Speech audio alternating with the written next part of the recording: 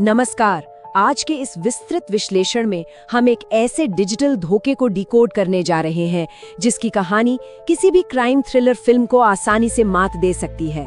यह सिर्फ पैसों की ठगी नहीं है, बल्कि लालच, तकनीक और एक ऐसे बेहद शातिर जाल की कहानी है जिसने हजारों लोगों को रातों रात अपना शिकार बना लिया।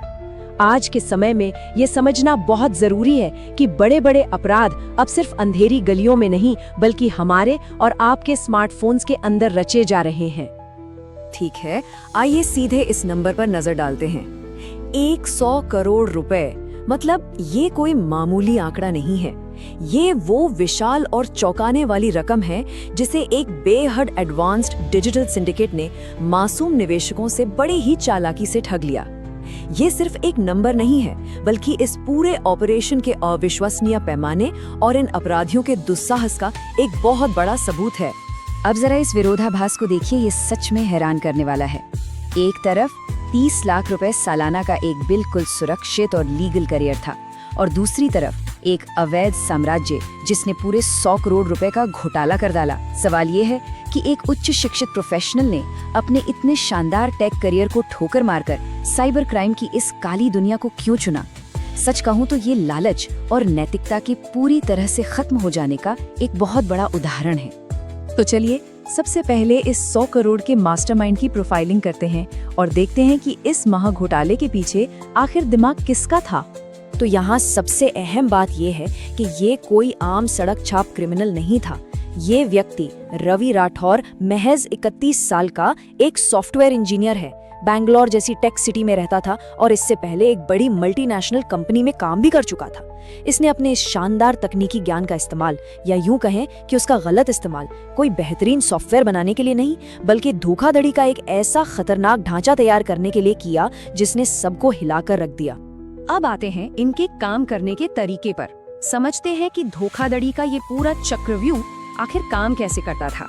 इसे स्टेप बाय स्टेप डिकोड करते हैं। सबसे पहले तो इस गिरोह ने बिल्कुल असली दिखने वाले नकली मोबाइल ऐप्स और वेबसाइट्स बनाई। फिर लोगों को लुभाने के लिए इन ऐप्स के डैशबोर्ड पर रोजाना फर्जी मुनाफा दिखाया जाने लगा।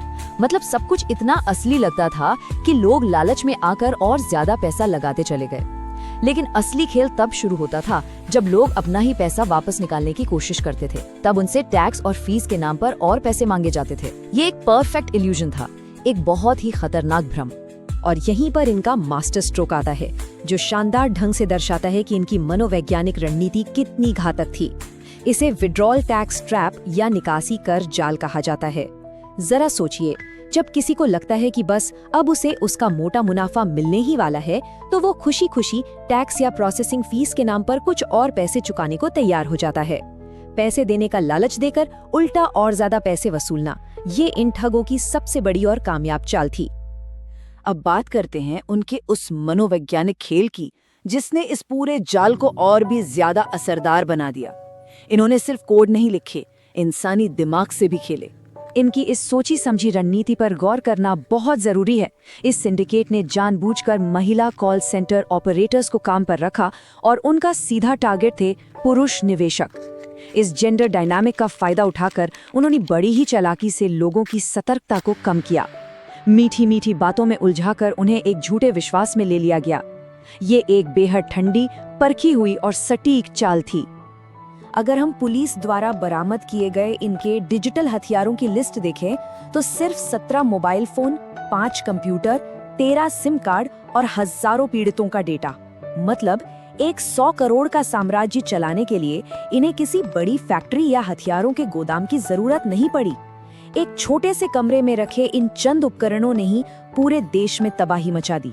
ये साफ दिखाता है कि आज के जमाने में साइबर अपराध कितने कम संसाधनों में कितना भयानक नुकसान कर सकते हैं। अब स्क्रीन पर दिख रहा ये नंबर 14,232, ये कोई रैंडम आंकड़ा नहीं है। ये उन फर्जी ट्रांजैक्शंस की कुल संख्या है जिन्हें 636 नकली बैंक खातों के जरिए धड़ल्ले से प्रोसेस किया गया। ये सिंडिकेट की उस अविश्वसनीय स्पीड और विशाल नेटवर्क को दर्शाता है जिसके जरिए इस काले धन को लगातार सिस्टम में घुमाया जा रहा था ताकि कोई इन्हें ट्रैक न कर सके। इतने बड़े घोटाले को समझने के बाद अब ये देखना भी दिलचस्प है कि आखिर इतनी सारी चुराई गई दौलत गई कहाँ। मासूम पीड़ितों की इस गाढ़ी कमाई से इन ठगों ने क्या किया? इन्होंने बड़े बड़े आलीशान लग्जरी फ्लैट्स खरीदे, महंगी और हाई एंड एसयूवी गाड़ियों का पूरा बेड़ा खड़ा कर लिया। जरा सोचिए, एक तरफ जहां भोले भाले लोग अपनी जीवन भर की जमा पूंजी गंवाकर पूरी तरह से तबाह हो रहे थे, वहीं ये अपराधी इन पैसों पर ऐशो आराम की एक बेहद शानदार जिंदगी जी रहे थे। और इसमें एक अजीब सा ट्विस्ट भी है, जो एक बहुत बड़ा विरोधाभास है। इस गिरोह का एक साथी था सुदामा। उसने इस हाईटेक साइबर फ्रॉड के पैसे का इस्तेमाल अपने इलाके में लोकल क्रिकेट टूर्नामेंट स्पॉन्सर करने में किया। मतलब डिजिटल दुनिया में करोड़ों की लूट मचाओ और फिर असल दुनिया में आकर एक भला इंसान या समाज सेवक बनने का दिखावा करो। ये अपनी काली कमाई को सफेद करने और लोगों की नज़रों में एक झूठी प्रतिष्ठा बनाने की बिल्कुल क्लासिक चाल है। खैर, हर अपराध की एक एक्सपायरी डेट होती है, तो आइए देखते हैं कि पुलिस की छापेमारी में ये सिंडिकेट कैसे धराशायी हुआ। ये पुलिस का एक जबरदस्त मल्टी स्टेट ऑपरेशन था, बिल्कुल समय के खिलाफ एक दौड़। शुरुआत होती है जब दिल्ली पुलिस सीधा बेंगलोर पहुंचती है और मास्टरमाइंड रवि राठौड़ को दबोच लेती है।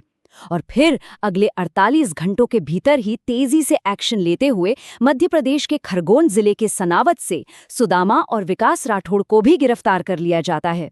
अलग अलग राज्यों की पुलिस ने इन कड़ियों को जिस सूझबूझ से जोड़ा और इस नेटवर्क को ध्वस्त किया, वो वाकई काबिले तारीफ है।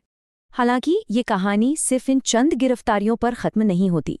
पुलिस इन्वेस्टिगेशन से ये बिल्कुल साफ हो गया है कि सिंडिकेट की जड़ें देश के कई राज्यों में बहुत गहराई तक फैली हुई हैं, और ये हम सभी के लिए एक बहुत बड़ी चेतावनी है।